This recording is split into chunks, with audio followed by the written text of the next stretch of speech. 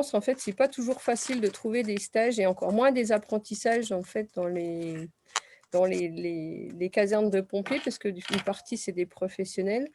Et le BP, il se fait qu'en apprentissage, par exemple.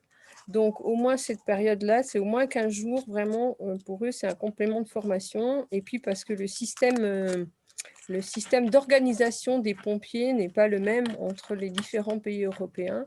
Et donc, du coup, ça leur permet aussi de comparer des méthodes, par exemple, de gestes premiers secours, d'intervention, comment ils font de la prise en charge de personnes, etc. Donc, voilà, c'est vraiment... soit c'est quelque chose qu'ils ne peuvent pas vivre en France, soit en fait, ils viennent en fait sur de la comparaison pour ceux qui ont la chance de pouvoir faire des comparaisons, quoi. Par rapport à la pédagogie de l'alternance, moi je dis la mobilité, c'est une des actions de la pédagogie de l'alternance. On nous dit qu'en MFR, la pédagogie de l'alternance, c'est une pédagogie de la rencontre. Eh bien oui, quand on permet à des jeunes d'aller rencontrer d'autres personnes, eh ben, on est dans cette découverte qui permet aux jeunes de grandir et surtout de se projeter vers autre chose. Vous avez cité plusieurs fois sortir de la zone de confort. Bah oui, un projet de mobilité, il sert à ça. Il sert à sortir de sa routine, à sortir de ses habitudes. Et je crois que c'est vraiment une plus-value.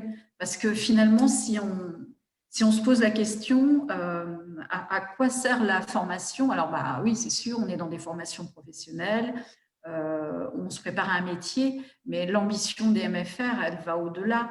Elle permet aux jeunes de devenir des citoyens, de s'engager, d'apprendre à observer, à comparer. Et comment est-ce qu'on fait pour comparer? Il faut vivre des situations différentes de celles qu'on vit habituellement.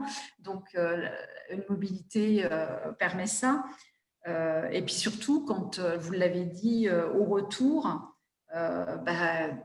on peut parler de ce qui est différent et donc ça permet de développer la réflexion, l'analyse.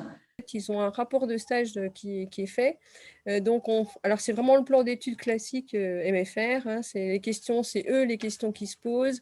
Ils ramènent les informations. Il y a une correction et en fait, c'est présenté devant un jury de professionnels, donc à la fois la référente Erasmus et puis on essaie d'inviter justement des maîtres de stage et des maîtres d'apprentissage pour qu'il y ait ce regard professionnel aussi sur justement la pédagogie, quoi. Pas, voilà.